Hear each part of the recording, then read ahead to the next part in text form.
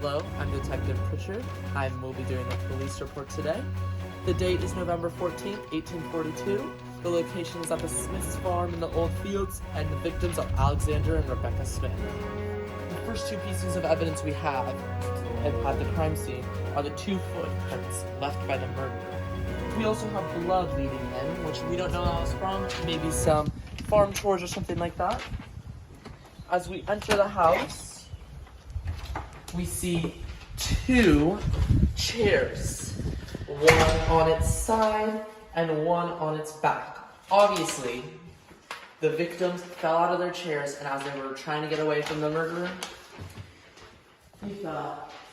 Next, as we come into the next room, you see 2 victims, Alexander and Rebecca Smith. Alexander has a piece of paper right next to him. We don't know the significance. He has a blood pool right above his head, which is probably from the wound that the murderer left. There's blood all around the victims. Their feet and their head are near the fireplace because it looks like they were burned by the victim when he was trying to kill, or the murderer when he was trying to kill them. We have blood spatter on the wall, which was most likely from when the impact that was hit on the victims. Next, they were obviously having a tea party because there's 2 cups of tea on the table right next to them. As we move on to the east room, we see that there's blood on the windowsill, obviously from when the murderer was trying to escape. There's broken glass because he broke the window to get through, and there's a bloody axe, which was most likely the murder weapon. There's also blood on the table right next to the window because he most likely was standing there before he left. As we move on, we're going to move outside to see the evidence outside. Next, we have the muddy footprints outside the window. So he obviously climbed out the window, ran away because he was trying to get away as the police came. Then, as we keep on moving on, we're going to move to the shed where he put the vicious dog during the murder. The suspects Anton Geisler, Henry Bauer, Marianne Abbott, and Francis Curran all had knowledge of the dog that lived here and all had a bloody rep. First, we have the shed door, which has some lacerations due to locking up the shed. And next, we have blood on the ground from when he locked up the dog and left. Thank you. That's the police report today. My name is Jack Twitcher, and I'll be investigating Anton Geisler. My first question I have for you, Anton, is where did you first go when you came to America from Germany? Ellis Island, New York. Okay. What were you doing before you came to the Smith's farm? I was sick. Why were you confined before coming to the farm? I was suffering an illness from migrating here. Why did you come to the Smith's farm? They needed help. How much did Mr. Smith pay you? $4 a month. Okay. Where did you live on the farm? 2nd floor, a farmhouse. Okay. Did you get along with Mr. Smith? Any problems? Yes. Did Mr. Smith ever cause problems with you? He mocked me for not speaking English. Okay. How well do you speak English? Not well. Why are your pants torn at the knee with blood drips? Working on the farm. That will conclude my interview questions for the day. Hello, I am Ava. Hello. I work with the FBI. You are? I'm Henry Bauer. Okay, Mr. Bauer, I will be asking you a few questions regarding the death of Alexander and Rebecca Smith. Have you ever spoken to Mr. and Mrs. Smith? Yes, I've spoken to them plenty of times.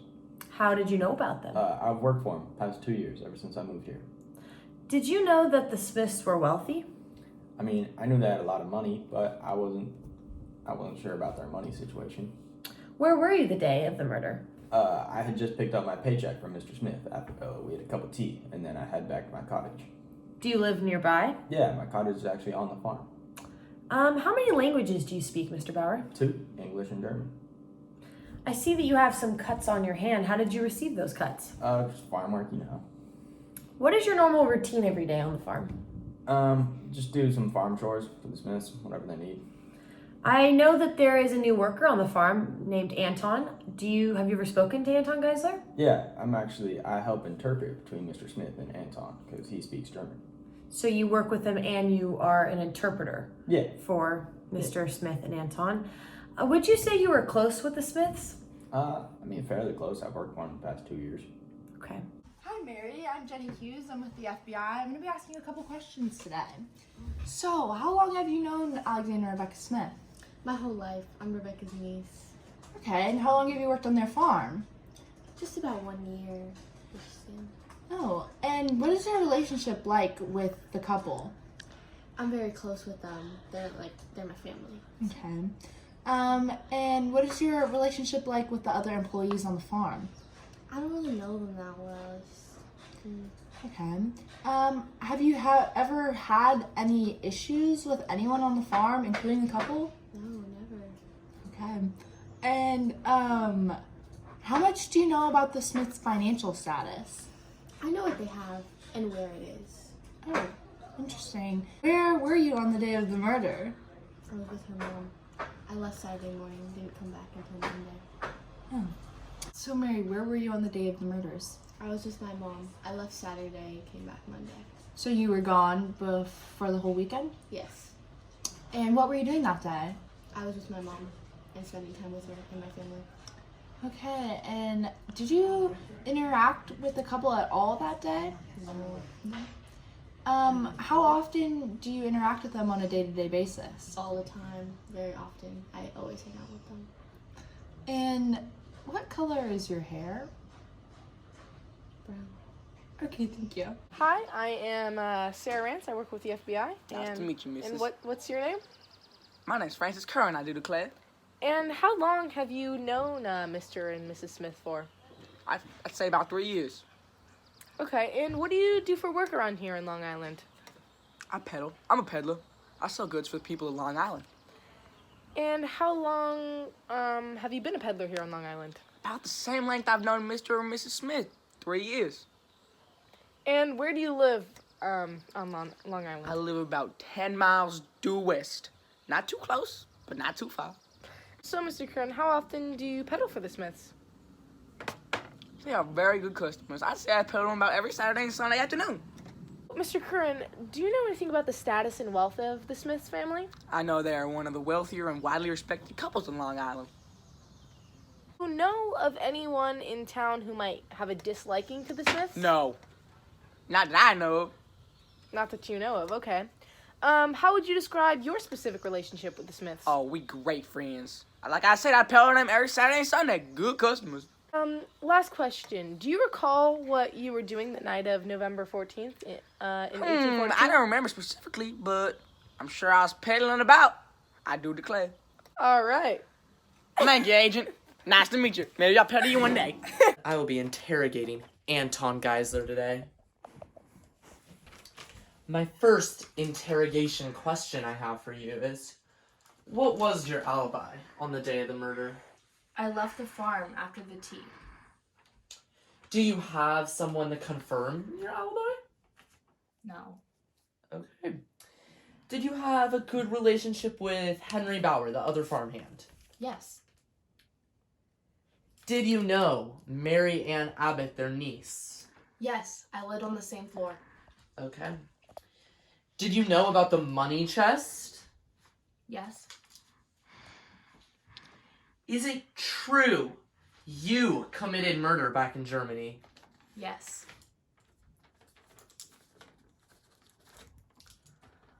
Did the dog that lived on the farm like you? No, he was ferocious.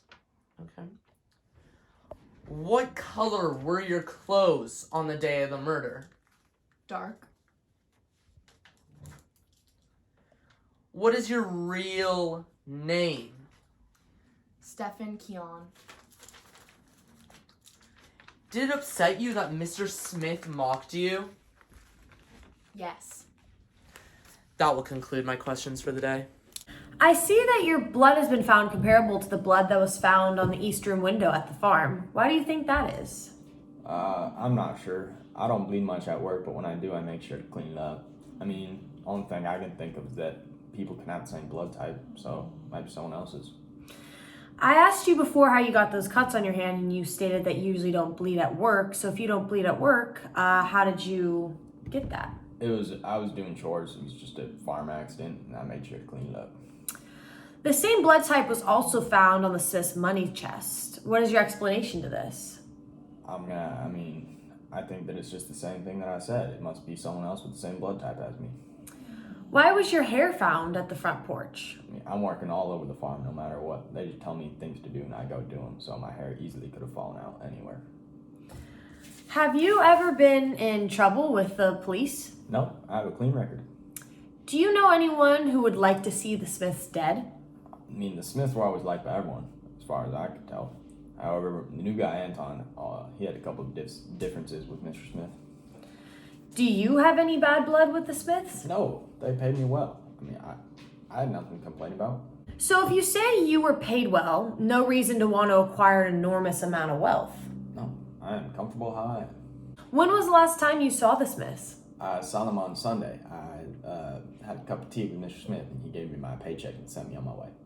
Did you murder Mr. and Mrs. Smith? Absolutely not. I did nothing of the sort. Okay, it was nice talking to you. Thank you for your time, Mr. Bauer. Thank you. What happened on the day of the murder? I'm not sure. I wasn't in town. And what did you do once you found out about the murder? I cried to my mom. I was very upset. It's so sad. So, was that your reaction to the murder? Yes, I was very upset. And Mary, do you have a criminal record? I do not. And did you have any illegal incidents before working on the farm? No, None at all? none. So, Mary, do you know if the couple had any enemies? I don't think so, but I know that Alexander didn't think that Anton liked him very much. And do you know why they may have been killed? Maybe someone could have wanted their money. They're very wealthy. And was there anyone else on the farm that day that you know of? I'm pretty sure Henry Bauer, Francis Curran, and Anton Geisler. And that's it? That's all. And have you ever had any past problems with Alexander or Rebecca? No, he's always been like a dad to me, and she's always been like a mom. Another mom. Thank you. So, Mr. Kern, I'm going to need you to recall exactly what you were doing on November 14th, 1842. Sunday, right? It was a Sunday. So I must have been peddling. No, I was peddling. About what time do you usually pedal around normally? I'd say about mid to late afternoon. Okay. Then can you tell me why someone said that they saw you pedaling past the Smith's house the evening the murders occurred? Of course I can. Why, Sunday's my busiest day. You know, I do remember being particularly busy that day. Okay, but then can you explain why your footprint was found at the front porch of the crime scene, the Smith's home? Why, yes. Usually, when I pedal, I go up to the front door. it wouldn't be too crazy for my footprint to be there. Okay. So, Mr. Curran, about how much do you make peddling to these folks in Long Island? Very good amount, I'd say. So you're happy with the amount of money that you make? Very happy. No need for you to gain any more, really? No need at all. And do you know of any changes that occurred in the Smiths family lives in any recent months? I know they acquired a new farmhand. Name's Anton. And do you know anything about the murders? Mr. and Mrs. Smith are dead? Oh, God. Say it isn't so. It is so. The two of them murdered. Could you give me a minute? Sure. Sure. Oh, my God. So, Mr. Curran, when was the last time you spoke to the Smiths? I'd say it had to be about last weekend where I sold Mrs. Smith some buttons. And last question, Mr. Curran. Do you know anything regarding the murders? Anything at all? No, sorry. I'd be open to helping you, though. I mean, you might want to check out that new farmhand or whatever his name is, Anton. Hello, my name is Jack Pritchard. I have a master's degree in criminology from the University of Washington. I have been working for the Washington Police Department for 5 years. I have taken and passed a course on hair analysis and fingerprint analysis, as well as blood typing and blood spatter. And I also work closely with detectives on crimes. Today, I will be talking about the murder at Oldfields crime at the Smiths farm that I was brought in specially to investigate. The first thing we will be talking about is Alexander Smith's blood. So, Alexander Smith's blood, you can see easily right here in the control. Got it? Okay, so our first piece of evidence is the blood droplets on the front room floor, the blood pool A, and the blood pattern on the front room wall. You can see all of these patterns. Alexander Smith's blood is comparable to all of these, the blood pool A, the blood droplets on the front room floor, and the blood pattern on the wall. All of the blood samples are comparable to the control of Alexander Smith's blood because all of the anti-serums tested had no reaction. All of the blood types are O negative, and therefore those 3 blood types match Alexander Smith's. Our second person will be Anton Geisler, one of the suspects of the crime.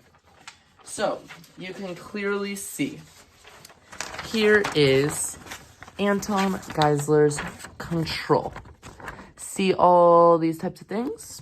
And then we have the blood droplets, or the blood drop on the east room window. See those matches?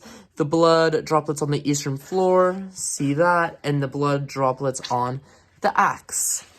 We also have, let me get this up there so I can show you the control. We have the we have the blood drop on the front porch and the blood droplets on the money chest. You can compare these to all of the controls and you can see it. Now, Anton Geisler's blood is comparable to the blood drop on the east room window, the blood droplets on the east room floor, blood droplets on the axe, and blood drop on the front porch, blood drops on the money chest. All blood samples are comparable because the anti-A serum, there was no reaction. For the anti-B serum, there was no reaction.